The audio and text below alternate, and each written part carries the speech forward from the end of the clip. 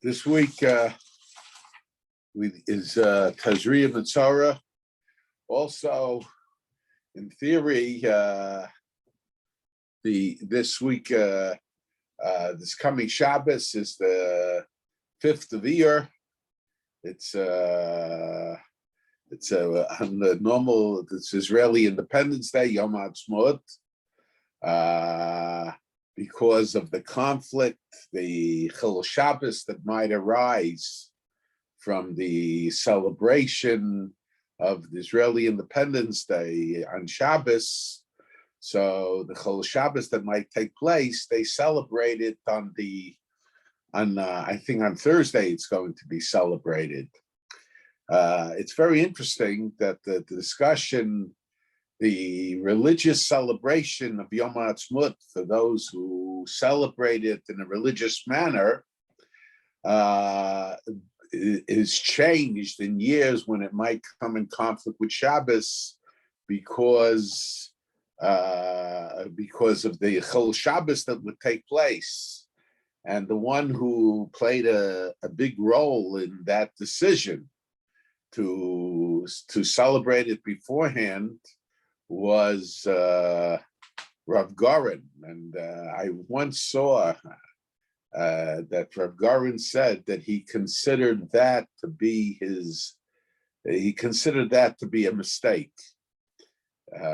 He said that the national celebration, the parades, the fireworks, whatever it might be, that should be changed. But he felt that the religious celebration, he felt in retrospect, it was a mistake, and that when it falls out in Shabbos, those who celebrate in a religious manner should celebrate it on Shabbos. And he felt that making it dependent on the issues of the parades and the fireworks and all that took away from the religious recognition of Yom Ha'atzmaut. And that was a good insight on his part. In other words, perhaps there should be a separation, without going into the details, whether one should say Hallel or not say Hallel, or say Hallel without a bracha. My uncle felt that there was no mitzvah of Hallel per se. He felt you could say the prakim of Hallel as forms of Tehillim. My father felt that there was a basis to say Hallel without a bracha, but as a manner, as a form of Hallel, because the Miriam Psachim and the Megillah says, Kol Yachid v'Yachid Shira Lo Nes, every individual who had a miracle, Yachal Likvo Osa Hayom, could said that day, B'chol Shana v'Shana, and every year, Lomar Boas HaHalal Below Bracha, to say B'chein Hadin B'chol Tzibur B'tzibur.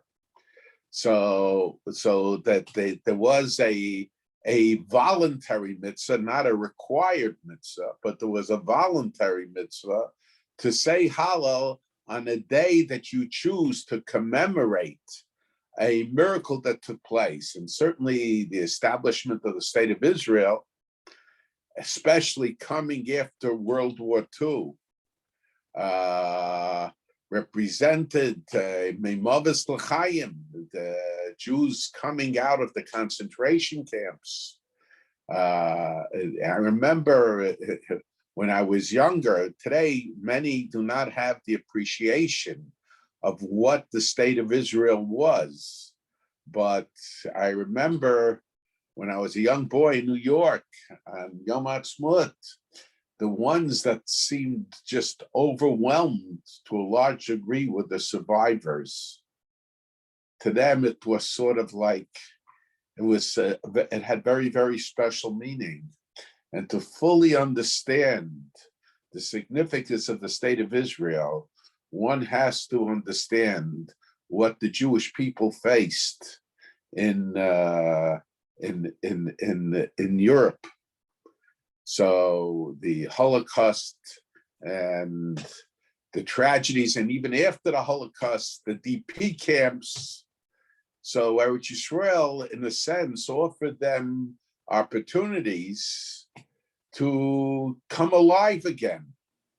And of course, we would want that there should be more encouragement spiritually. But take a look, at the yeshivas that were built up in Eretz Yisrael, and clearly in the America, this type of society would not be able to flourish in the same manner that it does in America. And the degree that it does flourish in America is only because it is based on the way Jewish life is flourishing in Eretz Yisrael.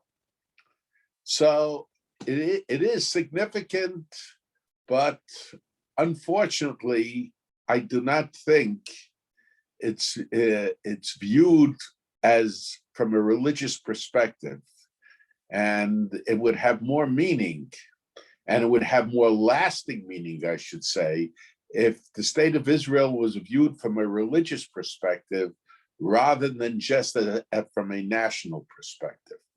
But in any case, I will talk about Eretz Yisrael in terms as well.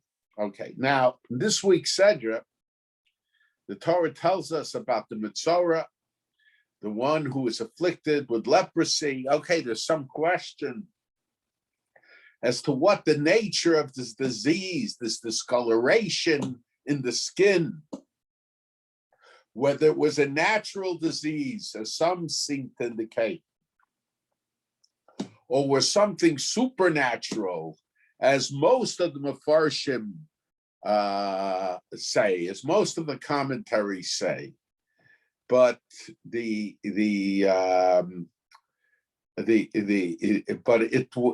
if it was a supernatural thing, it was a supernatural disease. It was something that affected the body of the human being. And our sages attributed tsaras to many averis, but primarily to lashon hara, to slander, to gossip.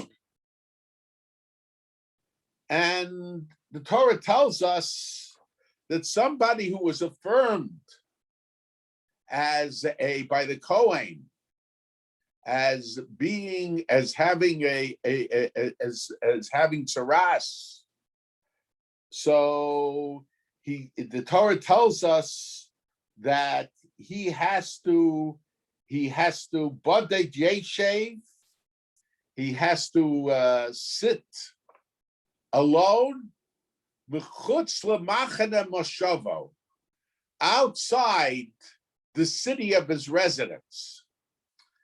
And Chazal tell us, what does it mean outside the city of his residence? Shlosha machanos. In other words, the walled cities, the cities that had walls around it. At the time of Yoshua ben Nun, at the time of Joshua, when the land of Israel was sanctified.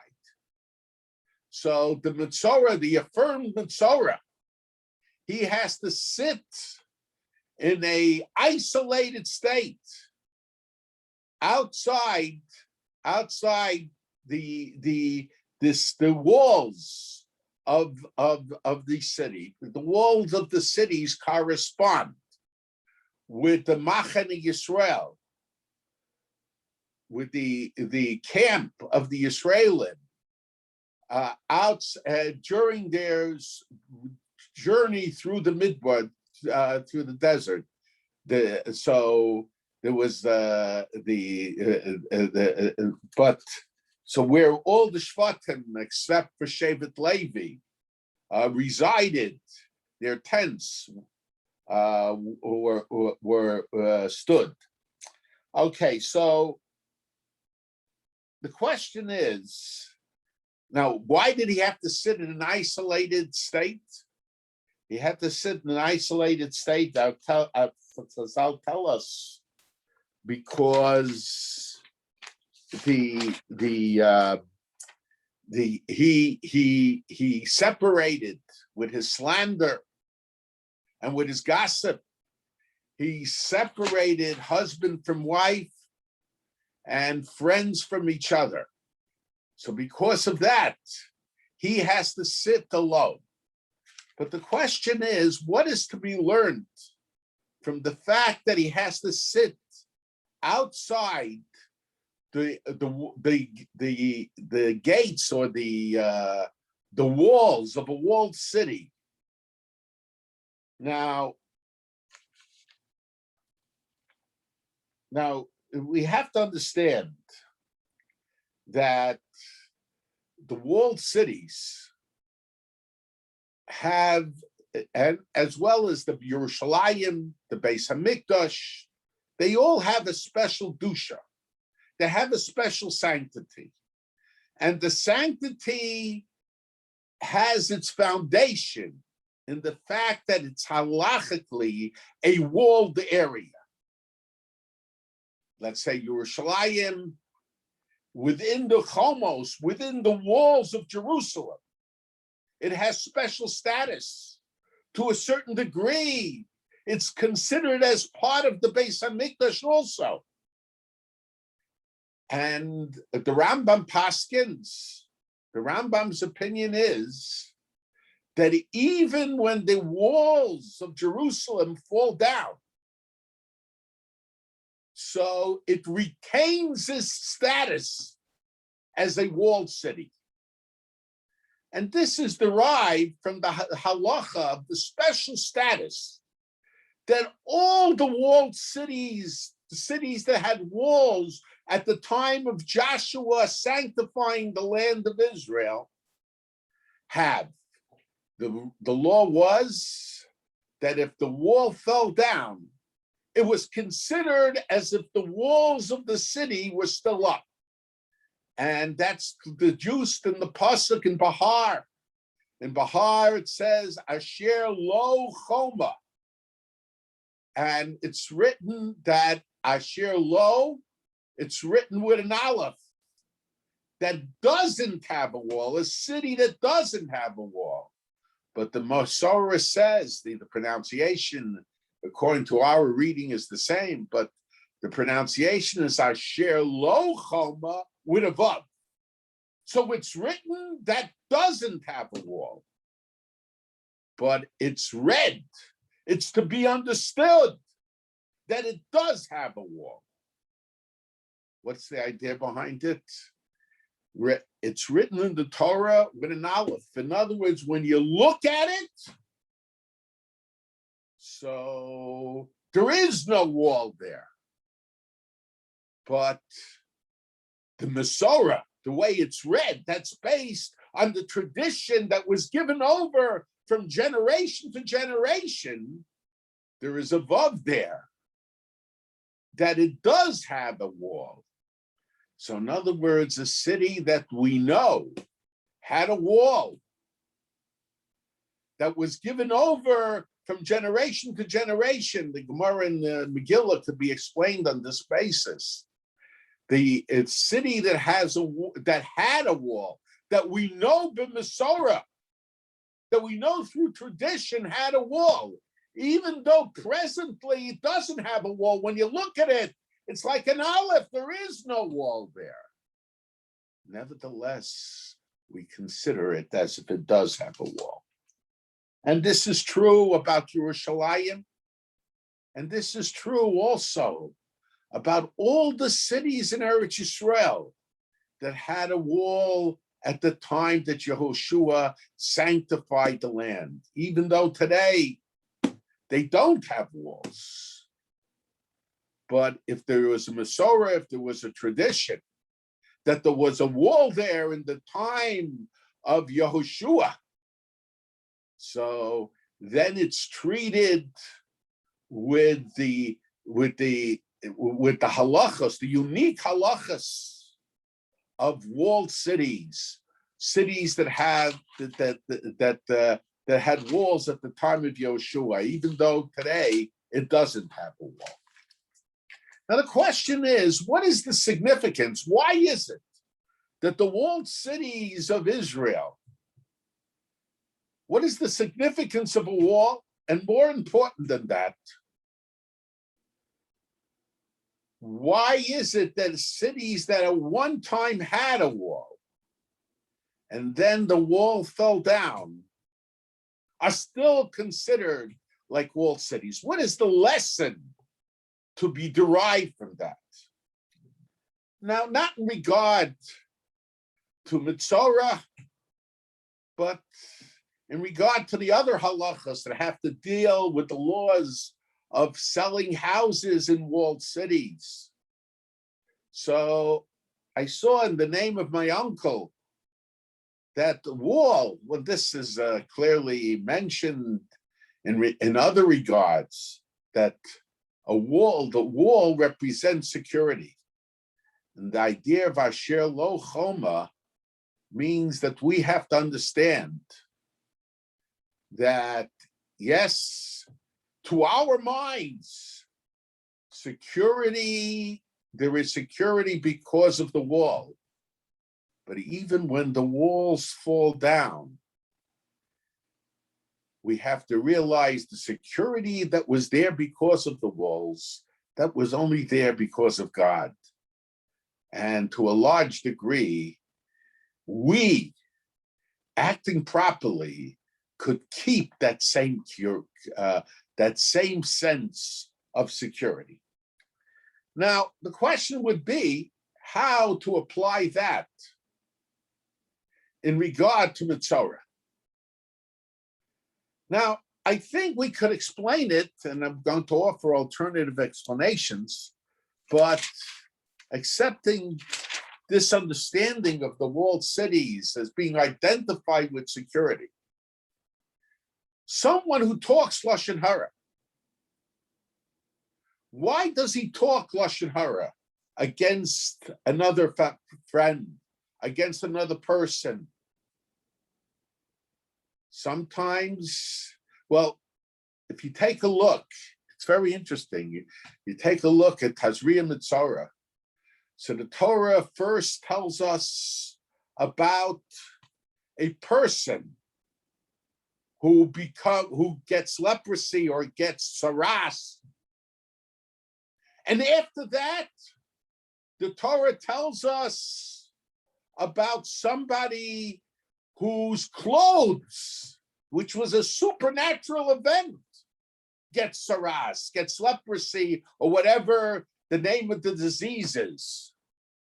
And then the Torah tells us about a house that gets saras, that gets leprosy on its walls, and the halachas that have to deal with how to deal with that house. And it's interesting that we are told that when a person talked Lashon Hara, when he improper talk about others, so first, the most unnatural thing happened. The tzaras affected not him, not even his clothes. It affected his house. The walls of his house had forms of leprosy. It was something supernatural. Couldn't be explained from a scientific perspective. And if he didn't change his ways, then his clothes became affected with saras. And if he still didn't change his ways, so he became affected with saras. He became affected with this form of leprosy. And the question is, the order that it's presented in the Torah is the very opposite. The Torah first talks about him being affected with saras. And then it talks about the clothes being affected with saras. And then it talks about the house being affected with saras. It seems logic would dictate that the Torah should first talk about the house, because that was the first occurrence, and then talk about the clothes, and then talk about the person. Getting closer and closer to the person, because that was the course of events as it took place. But I think I might have mentioned this last year, the Torah wants to introduce us to what saras is. Whether saras is a natural illness or it's something supernatural. But nevertheless, because it's on the skin of a person, it seems as it was a physical problem. It was an illness, an unusual illness. And then the Torah tells us about the supernatural forms, the extra supernatural forms of this illness, of the clothes and on the house. But the Torah wants us to understand that when we see it on the house, we should consider it like an illness. When we see it on the clothes, we should see it as an illness. It's easy for us to understand that when we see saras on the person, but no one would realize it if he saw it only on the house or only on the clothes. So the Torah introduces us to saras on the person first, in order to understand, to learn that the saras on the house and on the clothes is to be identified with the saras on the person. Why is it that way? What is behind a person speaking Lashon Hara? But it's very interesting. Reb Chaim Volozhin and the Nefesh HaChaim, it really comes from the Zohar. When he talks about the sin of Adam HaRishon, see, the Adam HaRishon only realized after he ate from the Eitz Hadas that he needed clothes when he spoke, and he got embarrassed when God talked to him. He went to hide behind bushes because he didn't want to stand in front of God naked.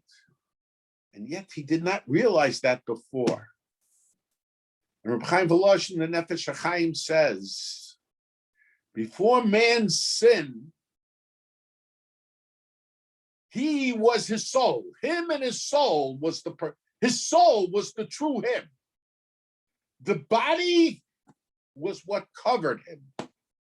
But as a result of the sin of man, the body and his soul became one. So he was defined not just by his soul, but he was defined by his body also. So because of that, he needed clothes to cover himself. But before the sin, his body was his clothes. So in a sense, the true person should have been just the soul of the person. But ultimately, because originally the body was the clothes of the person.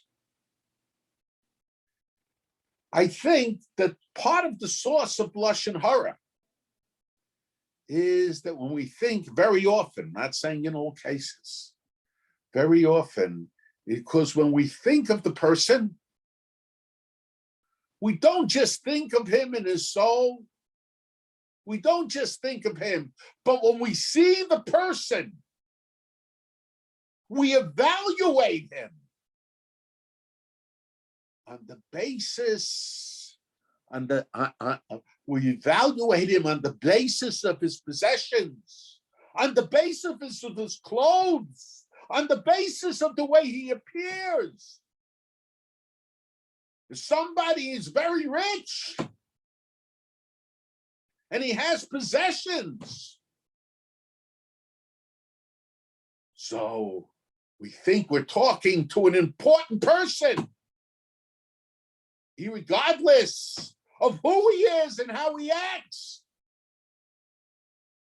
If he dresses in a very special way, we become impressed. And sometimes because of that, we look down at people. Why? Not because of who they really are, but because of what they don't possess. I remember when I moved to Chicago, at that time it was very interesting. The boards of many of the institutions of the day schools had parents who were poor, but were very involved in the school. But after a while, as many rich people became on the board, one of the poorer parents told me, who had been on the board, he was pushed off the board and he was told that he was dead wood. That was the expression he told me. Why? Because when they looked at him, they didn't look at him of his commitment, of his devotion, of the friendship. They looked at his possessions. And they looked at the possessions of people who had much more than him. So he was looked down. He was no longer important. They didn't see him. And looking at him, the possessions were part of him. So I think the Torah wants us to know that the possessions, the house represents the possessions of the people. So the house becomes afflicted with, when someone talks Lashon Hara, he looks down at a person. He degrades the person. In other words, he sees the house of the rich as part of the rich person, and the house or the lack of house of the poor person as part of the person. So if we're talking that way, his possessions are affected with Mitzorah, with the form of leprosy, just as a body is affected with disease. So his possessions become affected with disease. And it gets closer and closer to him. And it goes to the clothes and then to the person himself. And similarly, sometimes it's just the reverse. Sometimes a person is jealous of the other person, of his possessions. Why? Because again, he considers the possessions as who the true person is. So he talks against the person who has many things. Sometimes when we talk against somebody, it's because of an innate inferior complex that we have. The only way we can see ourselves in a positive light is by putting somebody else down. So deep down inside, we really have a bad perspective of ourselves. But all because of the same idea, because we see the possessions as part of the person himself. So in a sense, Lashon Hara represents security. It comes as a result of our perception of security. We feel secure if we have possessions. But if we don't have possessions, we feel insecure. We consider somebody important if they're secure, if they have economic security. If they don't have economic security, they're easy prey to build ourselves up.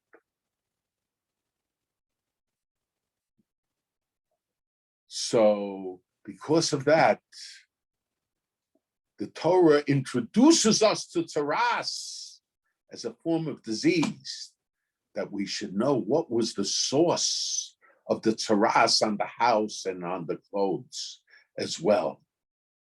That's one way we can understand it. But I think when we discuss, there is an alternative way to understand it. And that is when we look at the halachas of Eretz Yisrael, we see some very interesting things. Eretz Yisrael, on one hand, we know there are a lot of mitzvos that are associated with the sanctity of the land.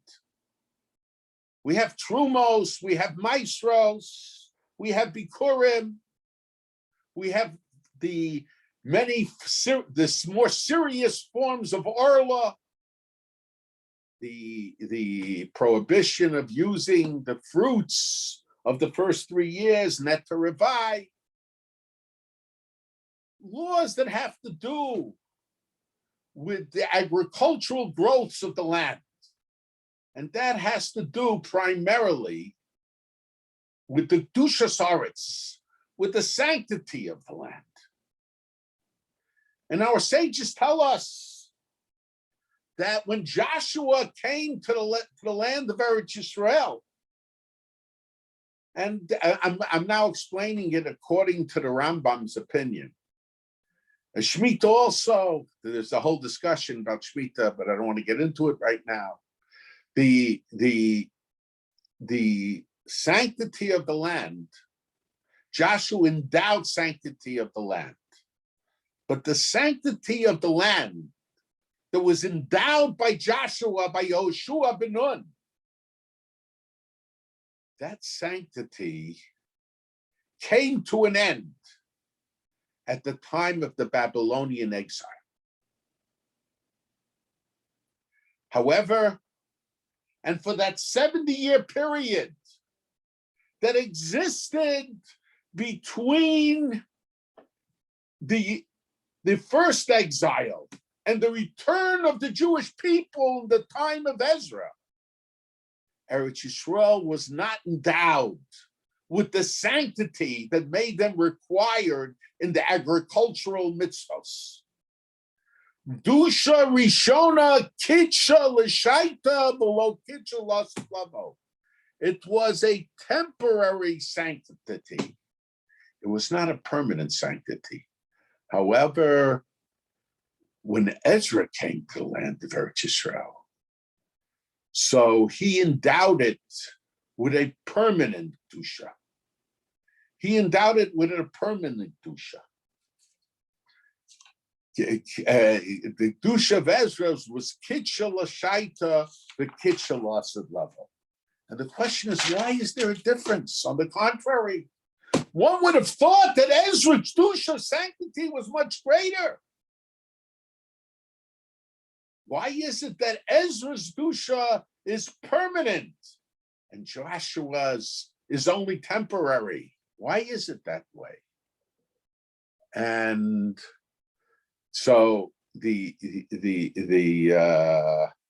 Rambam says, how did Joshua sanctify the land? Through conquest, through kibush. The effect of kibush, of conquest, only lasts as long as the conquest lasts. But once the Jewish people went into exile and the conquest came to an end, the sanctity that was endowed into Eretz Yisrael, into the land of Israel, was removed. However, the second dusha, when Ezra went up, They didn't go up with an army. They had to guard the areas where they were, but they didn't go and conquer the land. They got an approval from Koresh, but they went up. How did they endow the land? With chazakah, by settling on the land and working on the land. Settling on the land and working on the land, that is a greater identification than conquest. It's true that after Yoshua captured the land, they also settled on the land, they worked on the land. But if I was to use popular terms, that's considered a continuation of the occupation. An occupation that is sanctified by the halacha, because Eretz Yisrael is ours. But nevertheless, conquest doesn't show an emotional identification with the land, that coming up to the land through just to live on the land and to settle on the land and to work on the land shows.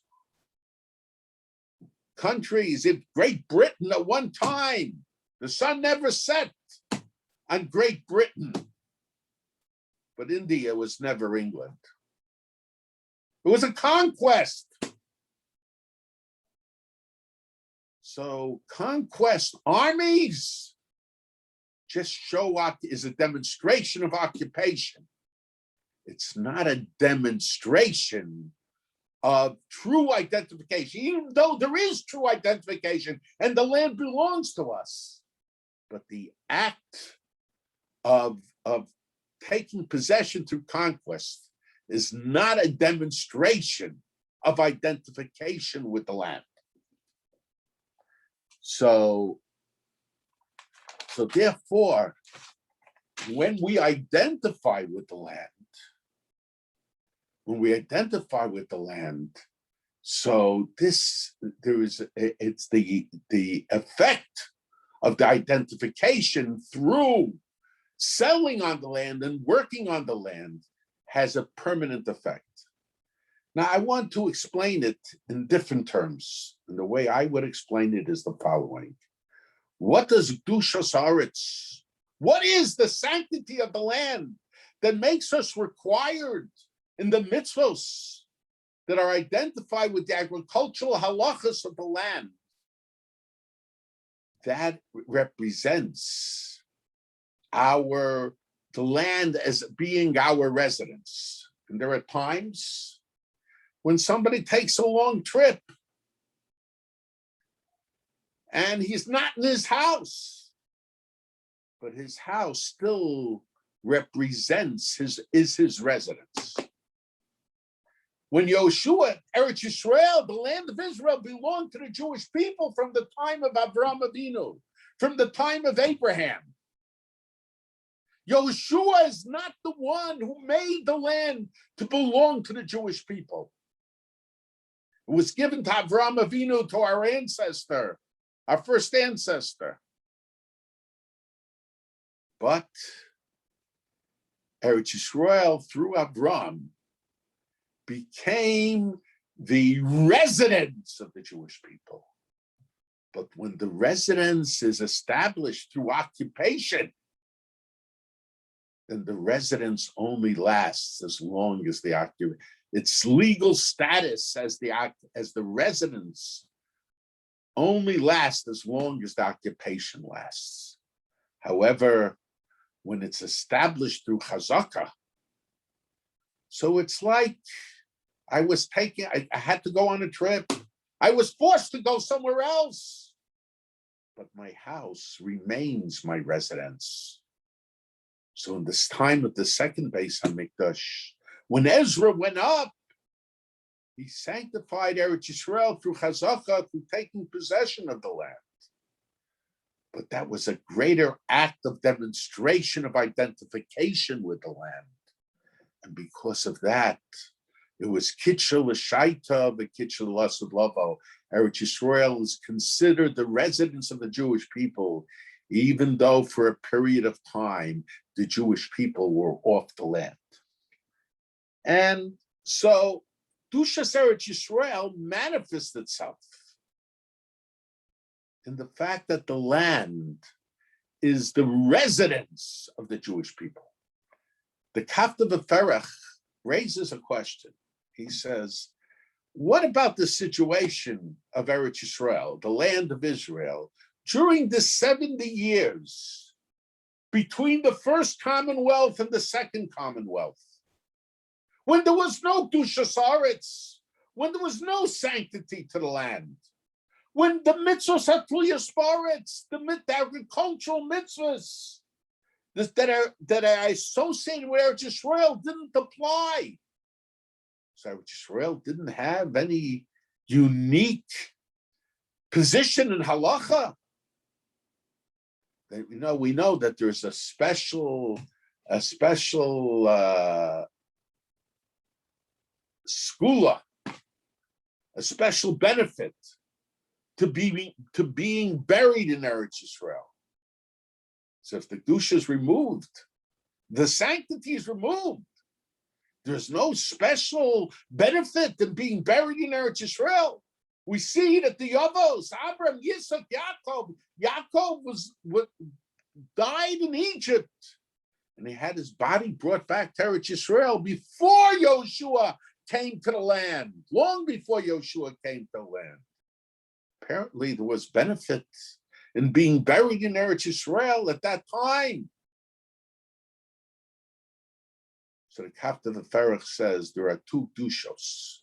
There are two sanctity forms to Eretz Yisrael. My grandfather explains it a little differently, but this is what the Kafta V'Ferech says. The Kafta V'Ferech says, on one hand, we have the dusha for the mitzvos that make us required in the agricultural mitzvos that are associated with the land of Eretz Yisrael. But then there's another mitzvah, another dusha, another sanctity. And that's the dusha of the presence of the Shekhinah, of the presence of God in the land.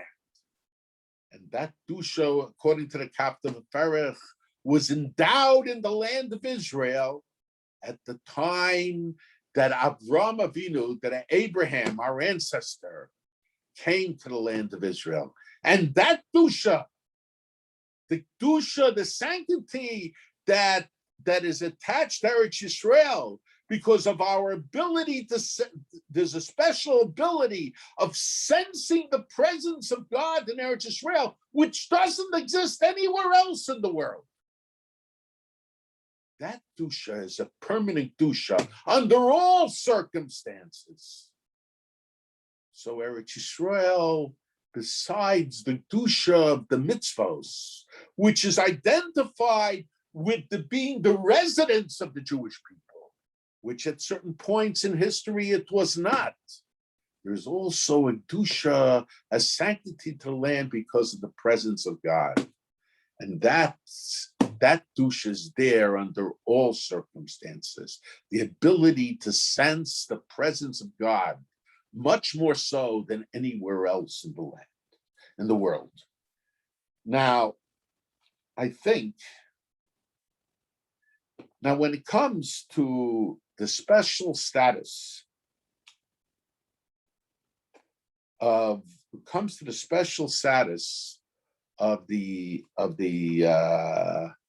walled cities. So, according to the way the Rambam, there are all kinds of explanations of the Rambam, but the way the Kesef Mishnah says it, he says it's cities that had walls around it at the time of Yehoshua ben Nun. They have special halacha, special status, not just Jerusalem. Jerusalem, because of its walls, or the walls it had, has extra special status. But even the other cities that had walls around it at the time of Yehoshua ben Nun. So even those walled cities,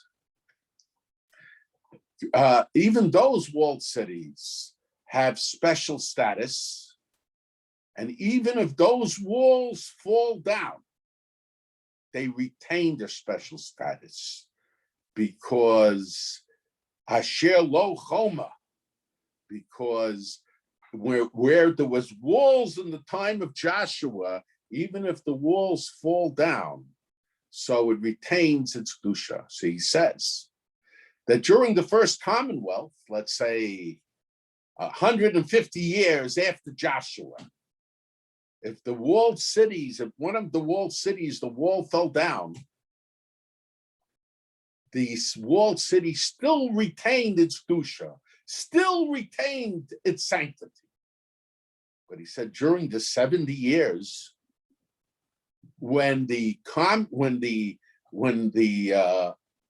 Jewish people were in exile, between the first Commonwealth and the second Commonwealth,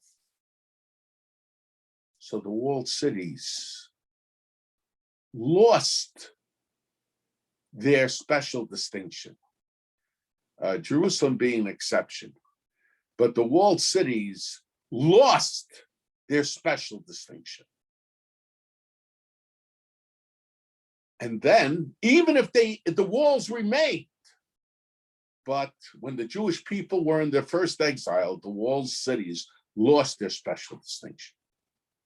And then, when the Jewish people returned at the time of the Second Commonwealth, all the cities that had walls around them, at the time of Joshua, even if they didn't have walls when the Ezra came up, they regained their special distinction. They regained their special distinction. And according to the Rambam, that special distinction remains. Now the question is, how are we to understand it?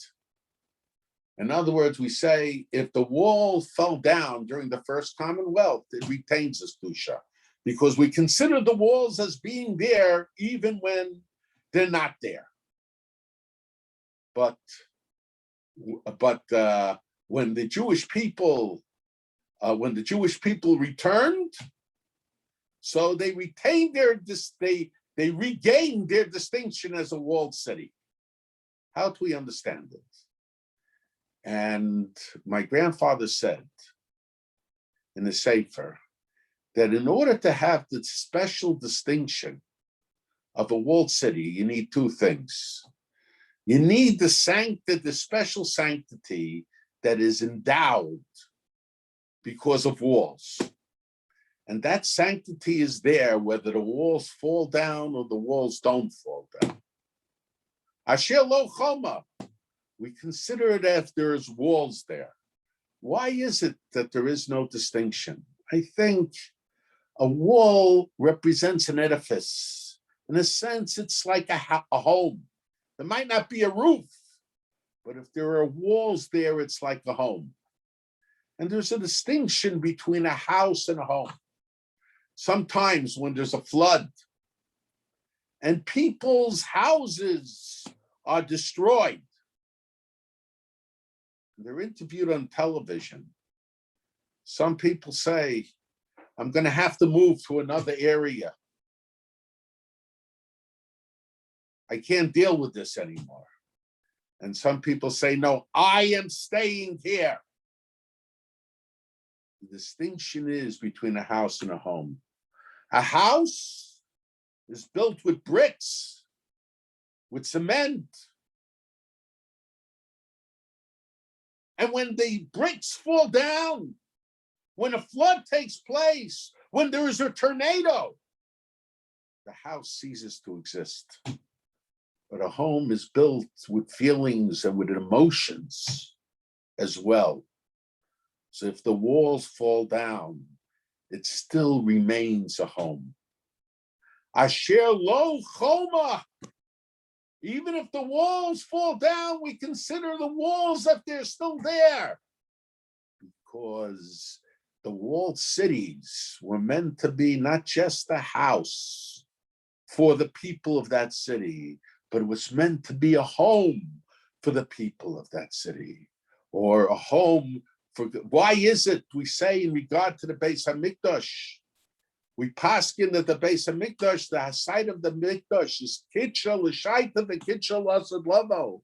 The Beis Hamikdash, the site of the Beis Hamikdash, it retains its kedusha to this day. According to some opinions, you could even give sacrifices today in the Beis Hamikdash, on the site of the Beis Hamikdash. Why is it that way? Because the Beis Hamikdash is not just the house of God; it's the home of God. So even when the walls fall down, so it remains, it's still the home of God. And the same thing is true about the Batei Arichoma. The Batei Arichoma have special identification with the presence of God in Eretz Yisrael, more so than the other cities. And in a sense, it's also a home. And so therefore, even if the walls fall down, but it's not the walls alone that give the Arichoma, the walled cities, their special distinction. The walled cities have a distinction because besides possessing the wall, it also has Kedushas Eretz Yisrael. It is also the residence of the Jewish people. In a sense, when you have a wall, so wall represents the idea of privacy. Without a wall, you could have a limited relationship. Eretz Yisrael, on one hand, has the sanctity of God's presence. On the other hand, when it has Kedushas Aretz, it's the residence of the Jewish people. God wants to be with the Jewish people, in the midst of the Jewish people. But we know that a relationship, when there is privacy, the relationship represents a much greater personal relationship than when there is no privacy. And I think that that's the significance of the Arichoma, the cities without walls. There is the presence of God, and it's the residence of the Jewish people. It has Kedushas Aretz, the sanctity of the land. But there is no privacy. The relation represents a limited relationship. It represents the public relationship. But when there is a wall there, that represents a private relationship. When the Mishkan was created, God said, "Lo yimatzasi yoser noah mehatznius," privacy. That's the ultimate relationship. The Batei Arichoma represents the private, personal relationship. It's God's presence together with the residence of the Jew, with a wall around it. And even when the wall is no longer around it, the emotions and feelings that it was identified when it had the wall remains, because it's the home of God's presence together with the residence of the Jewish people. Now, I think that we could suggest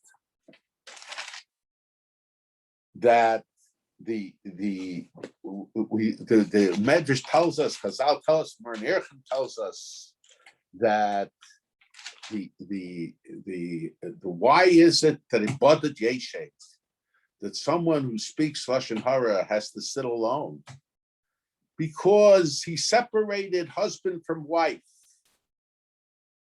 We have to understand what's the idea about separation from husband from wife. It's very interesting. The Chazal tell us, Ish, man, has a yud in it, and Isha, woman, has a hay in it. You take away the yud from Ish and the hay from Isha, which is the name of God, a yud, and then you have afterwards the hay. So you have fire, Eish and Eish. But when you have husband and wife together, you have the letters of God's name. So in a sense, God is part of the relationship between husband and wife. And somebody who breaks that relationship, he has to understand that he's not only breaking the relationship between husband and wife, but in a sense, he broke off a relationship from God as well. And consequently, he has to sit outside the walls of the walled city, which represents that intimate, private relationship between God and the Jewish people.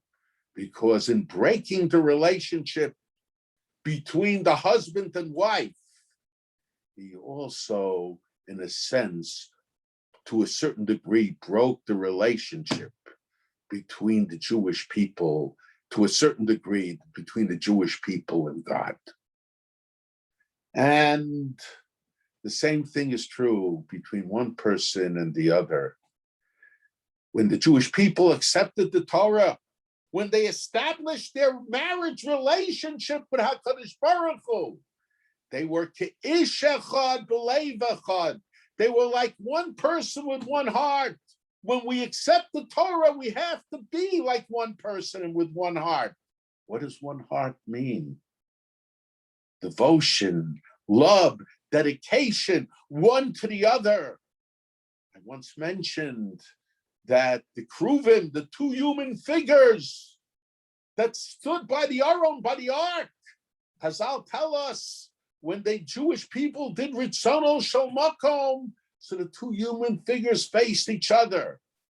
And when the Jewish people did not do the will of God, they faced the walls of the mikdash, of the sanctuary. What's the idea behind it? Facing the walls of the sanctuary. Why is that a sign of not doing the will of God? But the answer is the purpose of the Beis HaMikdash, the Ramban says, was to perpetuate the sanctity of Sinai. The Beis HaMikdash is the perpetuation of the experience of Sinai.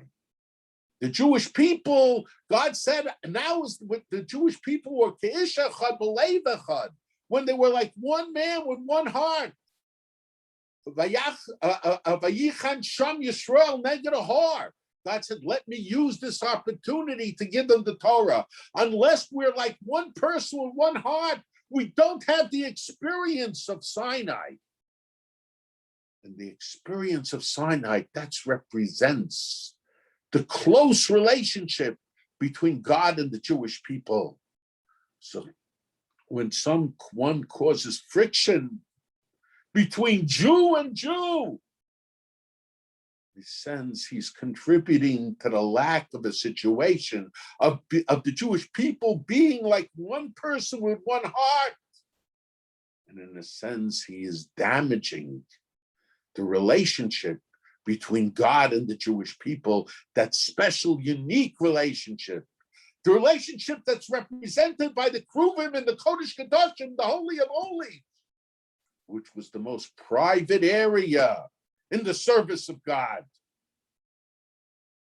So because of that, the person who spoke Lashon Hara, who broke the relationship between one Jew and the other, between one person and the other. So because of that, he can't sit. He can't sit he can't stay in the city that has a wall around it, because the city with the wall around it, that represents the most intimate relationship between the Jewish people and HaKadosh Baruch Hu. It is the residence of the Jewish people, together with the presence of God, with a wall around it that represents the idea of privacy, of lo yumatzasi yofa min hatznius. God said, I did not find anything more, better, nicer than the private relationship. And the Arechoma, the cities with the walls, we could suggest that represents the private relationship. Consequently, the one who damages that relationship cannot reside, cannot be in the city that has walls around it. Okay. If anyone has questions, please put it in the chat. One question is, why is the time of Yoshua designated as significance for walled cities? Because that's the original Dusha, the original sanctity. That's when the Jewish people came to Eretz Yisrael. So so Yoshua is used as the determining factor, Here's someone must have heard part of your share before. Huh? How could there be a loss of status during the 70 years of exile if there was still a Shem Eretz Yisrael? Okay, Shem Eretz Yisrael. The Shem Eretz Yisrael was also not lost. The laws that have to do with the Jewish people owning the land, as I said, that existed from the time of Avraham Avinu.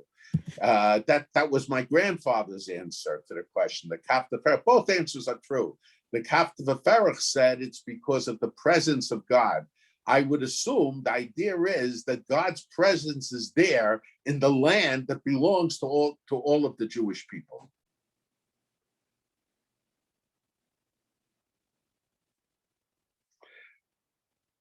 We see from the Ramban. The Ramban says that the idea that he says Eretz Yisrael is a mitzvah.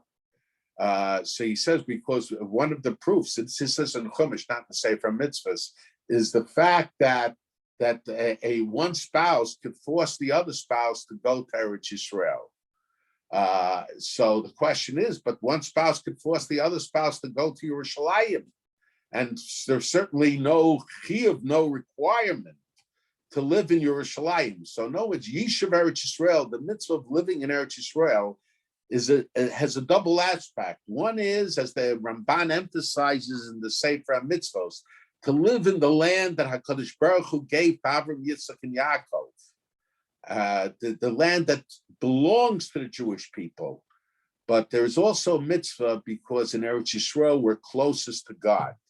So even though the mitzvah of Yishuv Eretz Yisrael applies all over Eretz Yisrael, from the perspective, Yerushalayim belongs to Jewish people the same way Hebron or any other city belongs to the Jewish people. But in terms of closeness to God, Yerushalayim is on a higher level. It's, to a sense, a greater mitzvah of Yishuv Eretz Yisrael. So consequently, since one spouse could force the other spouse to go to Eretz Yisrael, and there's a greater mitzvah in Yishuv Eretz Yisrael, because of being close to HaKadosh Baruch Hu, being close to God, so one spouse could force the other spouse to move to Yerushalayim.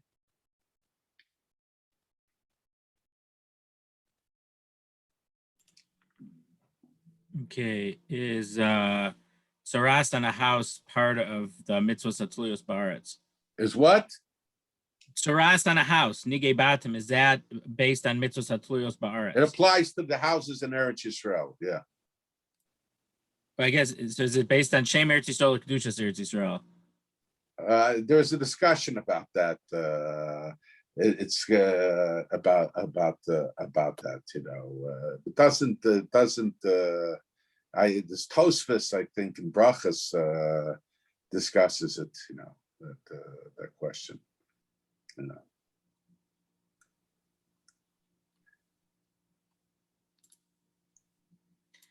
Okay. Any last questions?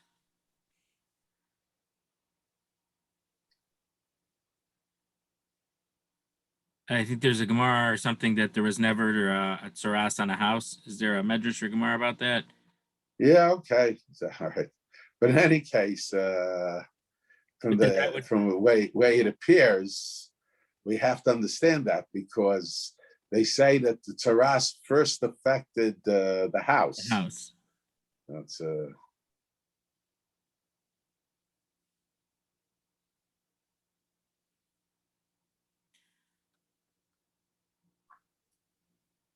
Okay, thank you very much, Rabbi, and